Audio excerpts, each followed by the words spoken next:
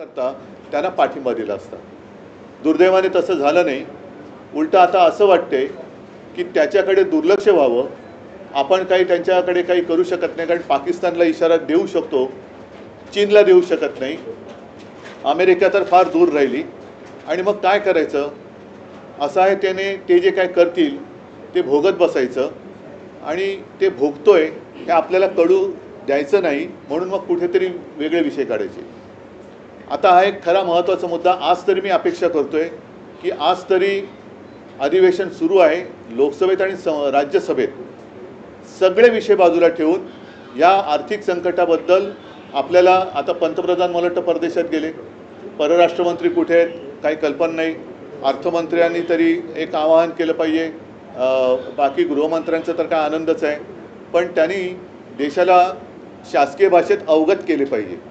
पण तशी अपेक्षा करणं यांच्याकडनं हे खूप मला असं वाटतं चुकीचं ठरेल. पण त्यांनी हे खरं करणं आज गरजेचं आहे. असो, नुकतीच ईद झालेली आहे. त्या ईदच्या वेळेला या सगळ्या लोकांनी ईदच्या मेजवान्या झोडल्यात. ईदच्या मेजवान्या झोडून ठेकर देऊन काल वक्फ बोर्डाचं बिल मांडलेलं आहे. योगायोग असा आहे की किरण रिजिजू यांनी हे बिल मांडलं.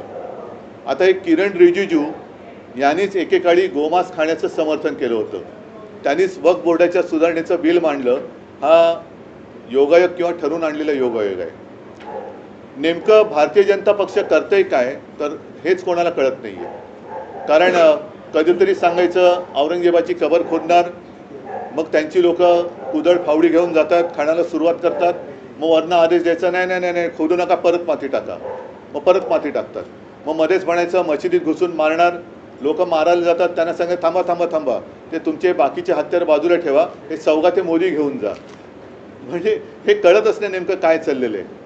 लोकांना लढवायचं, झुंजवायचं आणि आपण आपलं राजकारणाच्या पोळ्या त्याच्यावरती भाजायच्या, हे असे विकृत राजकारण सध्या भारतीय जनता पक्ष करते. मला काल मी साधारणतः मध्ये ही चर्चा बघत होतो. या चर्चेत वक्फ बोर्डातल्या काही सुधारणा आहेत, जरूर त्यातल्या काही चांगल्या आहेत, त्याच्याबद्दल काही वाद नाही. पण आत्तापर्यंतचा अनुभव असा आहे की यांचे दाखवायचे दात आणि खायचे दात हे वेगळे आहेत. गरीब मुसलमानांबद्दल त्यांनी जे बोलले त्याच्याबद्दल मी भाष्य करेनच, परंतु 370 कलम जे कलम काढलं गेलं काश्मीरमधलं, आम्ही पाठिंबा दिला त्याला.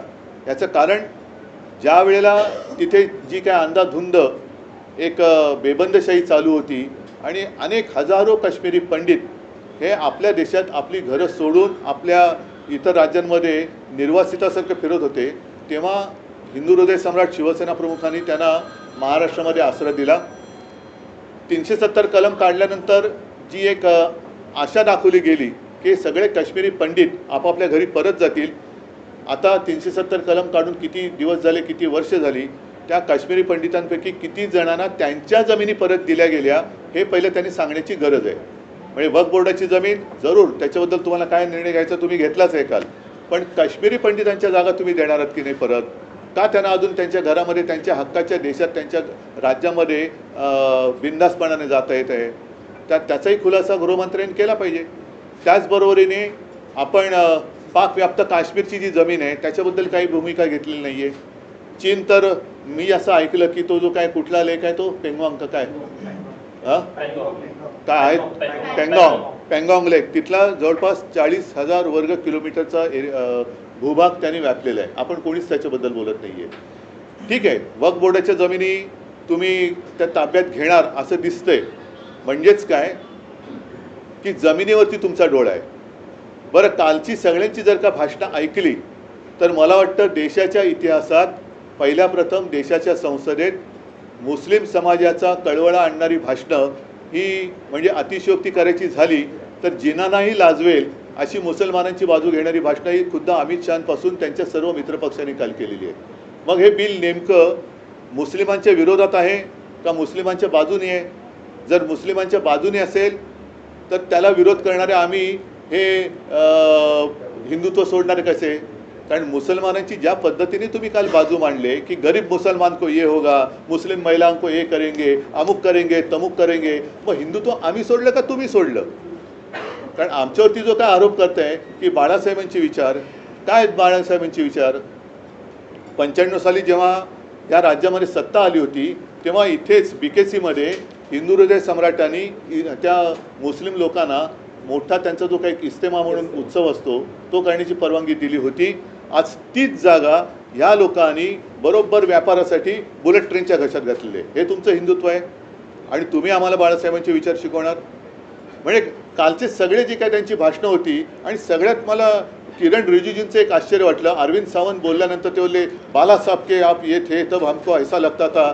रिजिजू साहेब, मला पण काल वाईट वाटलं की तुमच्या तोंडावर तुमच्या नाकावर टिचून नव्हे ठणकावून तुमचे मित्रपक्ष जदयूचे ते लल्लन सिंग बोलले, TDPचे त्यांचे कोणते नेते ते बोलले, एका पाठोपाठ एक त्यांची भाषणं झाली की आम्ही मुसलमानांच्या म्हणजे ते बोलले की हिताचं रक्षण करणार, आम्ही त्यांच्यासाठी अमुक करणार, आम्ही आणि हे असहाय्यपणाने म्हणजे असं चीनसमोर किंवा अमेरिकेसमोर आपली अवस्था झाले तसं अमित शहा असतील, पियुष गोयल असतील, रिजिजू असतील, राजनाथ सिंग असतील, हे त्यांच्याकडे बघूही शकत नव्हते, खाली मान घालून लाचारीने हसत होते. म्हणजे काय परिस्थिती आली की त्यांचा आधार घेऊन हे राज्य करतायत. त्यांच्या तोंडावर हे ठणकावून सांगतायत की आम्ही मुसलमानांचं रक्षण करणार, आम्ही अमुक करणार, आम्ही तमुक करणार. मग तुम्ही उठून सांगताय की हे बिल आहे ते मुसलमानांच्या हिताचं आहे. मग नेमकं हे बिल मुसलमानांच्या हिताचं आहे तर मग माझा प्रश्न परत तोच आहे, तर हिंदुत्व आम्ही सोडले का तुम्ही सोडलेलं आहे? कारण आम्ही त्याच्यामध्ये काही सूचना सुचवू इच्छित होतो. जसं काल अरविंद सावंत यांनी भाषण केलं की प्रत्येक जाती धर्माचे ट्रस्ट आहेत, उद्या आमचे देवस्थानाचे मंदिरांचे काही ट्रस्ट आहेत, त्या ट्रस्टवरती जर तुम्ही गैर हिंदू मुद्दामून लादलात तर आम्ही सहन करू का? आम्ही नाही सहन करू शकत. मग तशा या वक्फ बोर्डावरती तुम्ही गैर मुसलमान टाकताय, तुमचा अधिकार आहेच, तो कोणी नाकारत नाही आहे.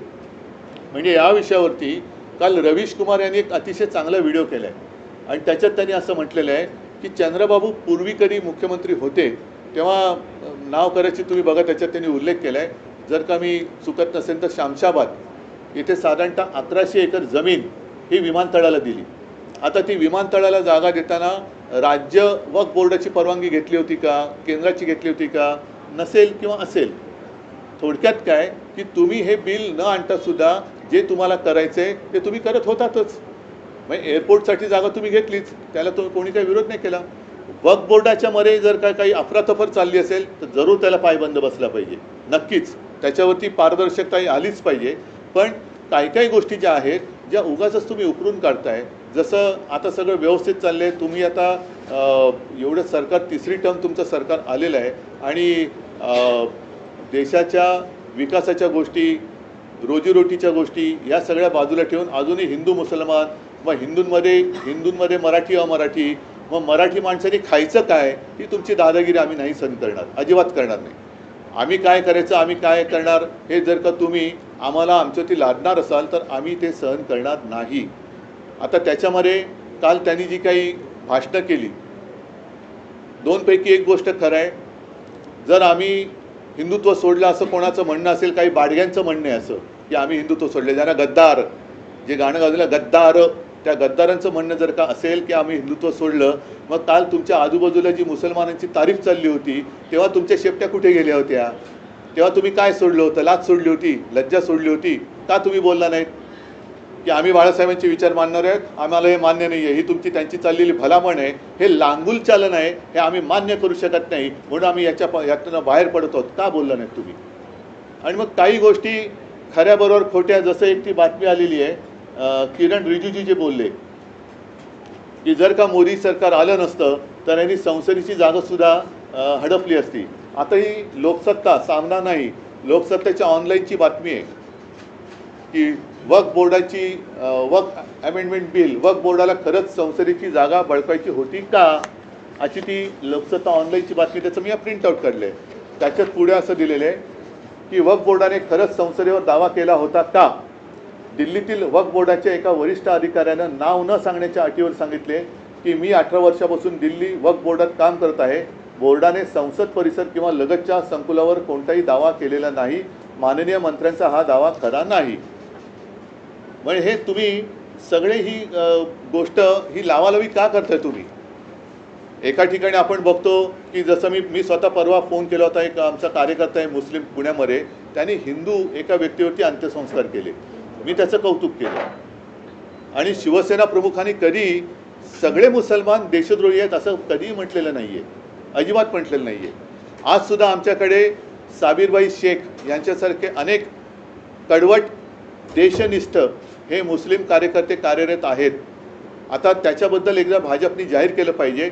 आणि परत एकदा सांगतो की आजसुद्धा मी भारतीय जनता पक्षाला पहिलं आवाहन करतो, नाही तर आव्हान देतो की तुम्ही जर का खरोखर एवढे हिंदुत्व करत असाल आणि तुम्हाला मुसलमानांचा जर का तिटकारा असेल तर परत एकदा सांगतो की तुम्ही तुमच्या झेंड्यावरचा हिरवा रंग काढा आणि नपेक्षा ही जुमलेबाजी बंद करा.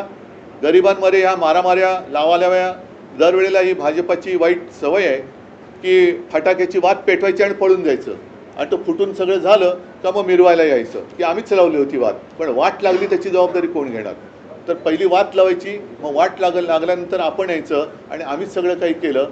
ही वृत्ती जी आहे त्याचा आम्ही विरोध केलेला आहे.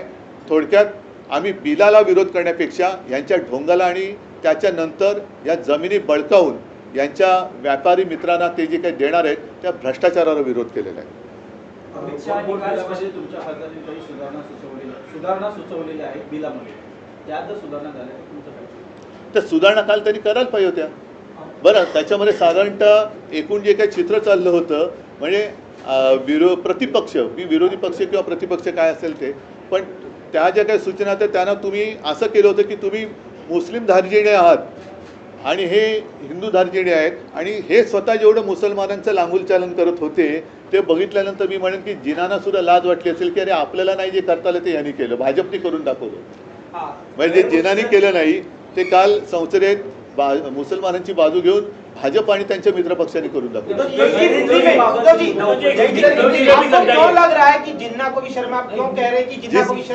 जिस तरीके से कल भाजपा के नेतागण या शीर्ष नेता या वरिष्ठ मंत्री, उसमें अमित शाह जी भी थे, किरण रिजिजू, फिर उनके जो नए नए दोस्त हैं टीडीपी हो या जेडीयू, जिस तरीके से उन्होंने मुस्लिम समुदाय का समर्थन किया, हम नहीं चाहते कि वो विरोध करे, लेकिन अगर आप हमें बार बार कहते हो कि आपने हिंदुत्व छोड़ा, तो कल आपने क्या छोड़ा था?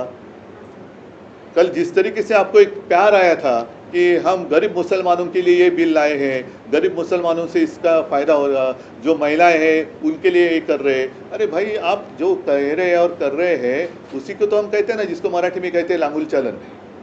सामने आपको चुनाव दिखाई दे रहा है, उसका शायद उल्लेख अमित शाह जी ने भी किया कि हम बंगाल भी जीतेंगे और बिहार भी जीतेंगे. इसका मतलब सीधा है कि भाजपा की नीति सिर्फ आपस में लड़ाई लड़ाओ, तोड़ो फोड़ो और राज करो. अभी जो भाजपा की जो चाल है, अभी बाला साहब होते तो कुछ और शब्द में कहते, उन्होंने भाषण में उसका उपयोग भी किया है, मैं नहीं कहना चाहूँगा. जिन्होंने वो भाषण कवर किया होगा उनको वो याद आएगी वो बात. एक उसमें बैल का जिक्र किया था, बैल जिस तरीके से जाता है खेत में तो वैसे मत चलो, सीधा चलो.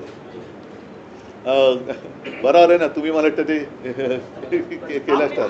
नहीं, एकच मिनिट. जो कुछ मैं कह रहा था कि हमेशा वो कहते कि आपने हिंदुत्व छोड़ा, तो मुझे पहले बताइए कि इस बिल का हिंदुत्व से क्या लेना देना है? और अगर आप मुसलमानों के लिए सारी चीज़ें कर रहे हैं तो भाई हिंदू ने क्या आपका गुनाह किया है? कभी आप कहते हो कि औरंगजेब की कब्र खोद डालो, उनके लोग जब खोदने के लिए जाते हैं तो आरएसएस कहते नहीं नहीं नहीं नहीं, जो खोदी है उसके ऊपर मिट्टी डालो. कभी कहते कि मस्जिद में घुसकर मारेंगे, कभी कहते अरे नहीं नहीं नहीं नहीं वो बाजू में रखो, ये सौगात लेके जाओ. कभी कहते हैं कि ये मुस्लिम जो है ऐसे वैसे, और बाद में उनके यहाँ जाकर ईद की पार्टी मनाते हो. तो क्या आप कहना क्या चाहते हो? जो आता है ना कभी, अरे कहना क्या चाहता है, वही तो मैं कहता हूँ.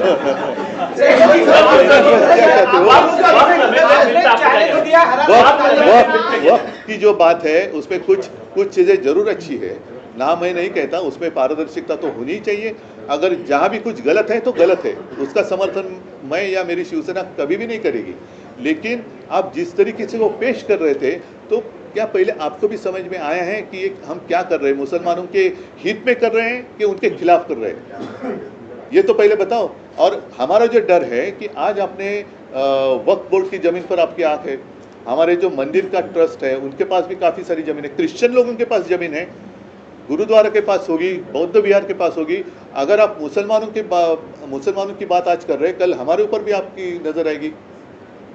और फिर व्यापार आप करना चाहते हो तो सीधा करो, और अगर जमीन ही चाहिए तो जाओ ना, वहाँ चीन जहाँ घुस गए हैं वहाँ की जमीन दे दो आपके दोस्तों को। वहाँ की कश्मीर में जो पाकिस्तान घुस गया है वहाँ की जमीन आपके दोस्तों को दे दो। तो ये सिर्फ जमीन के लिए उन्होंने ये बिल लाया है, जिसका मैंने कहा ना, हमने बिल का विरोध नहीं किया है, हमने भ्रष्टाचार का विरोध किया है। हमने उनकी जो नौटंकी है उसका विरोध किया है। और जिससे गरीब मुसलमान या गरीब हिंदुत्व का तो कोई लेना देना नहीं है। इससे हिंदुओं को क्या फायदा होने वाला है? उल्टा डर ये है, जो बात हमने कही कल, अरविंद सावंत जी हमारे सांसद है, उन्होंने बात कही कि हमारे शंकराचार्य जी है जिन्होंने कहा, आरोप लगाया कि केदारनाथ मंदिर से 300 किलो या कुछ ज़्यादा ही सोना गायब हो गया। कुछ किसी ने बात की, हाँ। फिर हमारे पद्मनाभ स्वामी मंदिर का उन्होंने खजाना खोला, विरोध किया, फिर रुक गए। तो ये ऐसी सारी बातें वो करने लगे तो कौन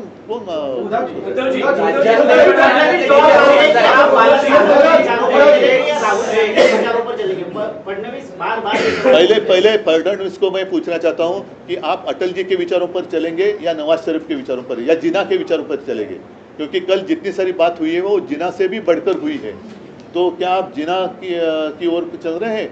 और बाला साहब की विचारधारा, शायद आप छोटे थे, बच्चे थे, तो बाला साहब ने इज्तिमा के लिए जो जगह दी थी, जो आपकी सरकार ने बुलेट ट्रेन को दे दी। फिर इतना ही नहीं, अगर मैं गलत नहीं कहूँ तो उस समय बाला साहब ने कहा था मनोहर जोशी जी को और गोपीनाथ मुंडे जी को कि जितने सारे लोगों के प्रार्थना म्हणजे ज्याला आपण प्रार्थना स्थळ म्हणतो, मग त्याच्यात मंदिर असेल, दर्गा असेल, काही असेल, जितने लीगल है उनको और FSI दे दो।